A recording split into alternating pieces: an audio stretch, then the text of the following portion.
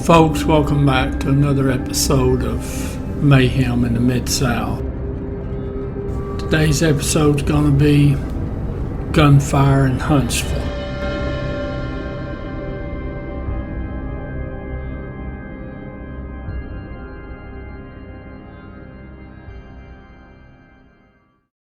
Alright folks, our story is going to begin December 9th, 1986. The suspect, she's 21 years old. Now she lives in the town of Braintree, Massachusetts. Now she'd gotten into an argument evidently with her daddy before he went shopping or something.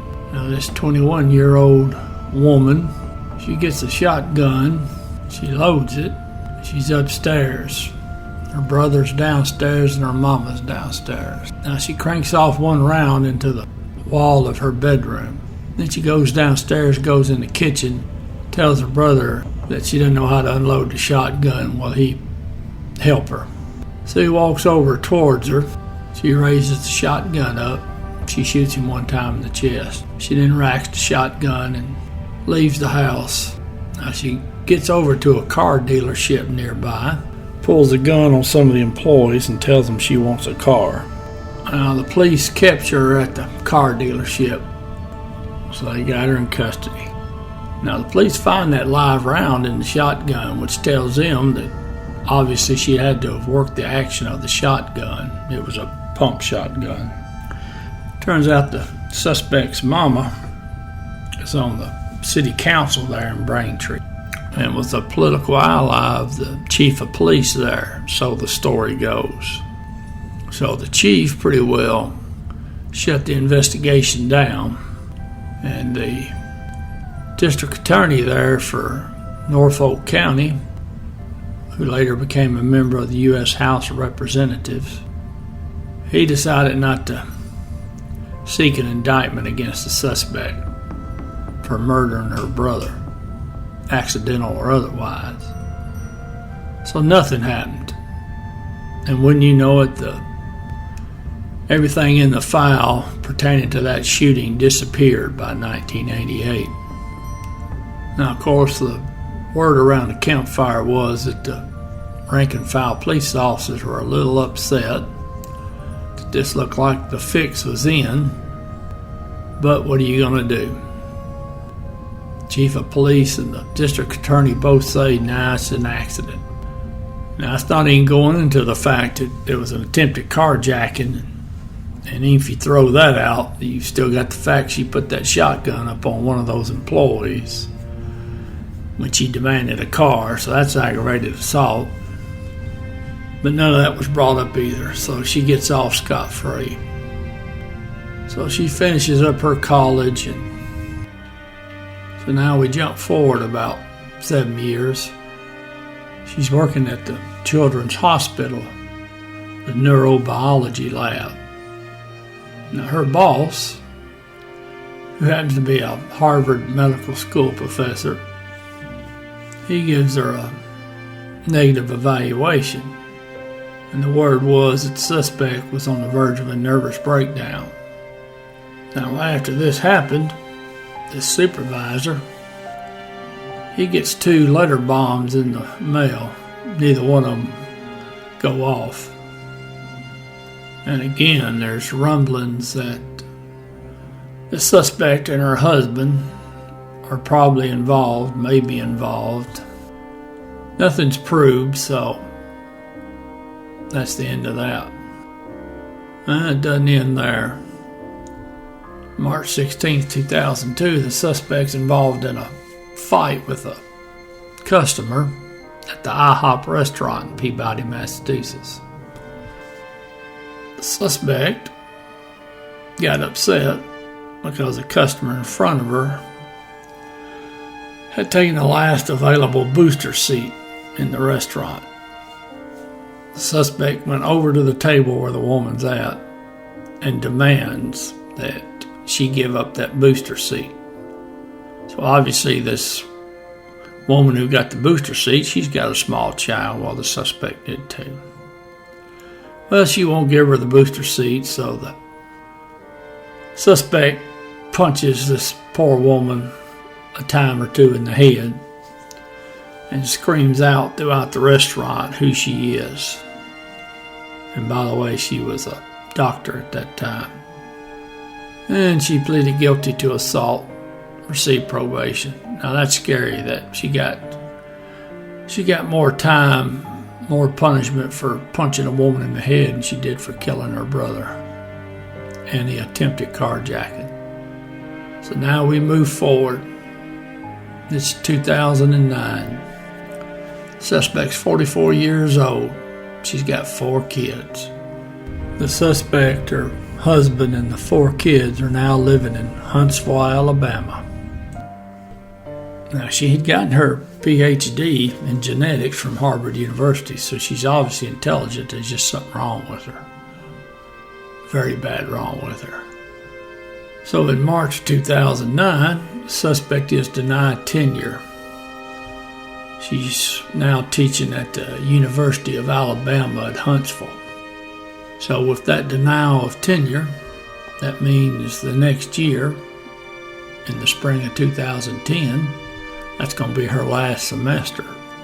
That's according to university policy. Now, the reason for this denial, several of her colleagues had talked about the suspect's bizarre behavior. One of the colleagues that had been on the tenure review committee, he had said she was crazy. That's how he described her. Now, she heard about this, so she files a sex discrimination suit against a professor.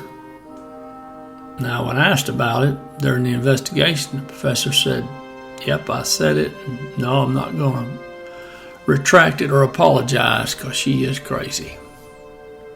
Now, supposedly she was a poor instructor, unpopular with the students. She had run several graduate students out of her lab, and she had a high turnover rate of students transferring out of her class. Students there at the University of Alabama in Huntsville had complained to the administration about her. Said she was ineffective in the classroom, was odd. So it's February 12th, 2010. She's coming down to the wire here. She's going to be out of a job pretty soon. Why she didn't spend this time looking for another job is beyond me, but I'd say she's going to just dig her spurs in here and fight it out. The day of the shooting,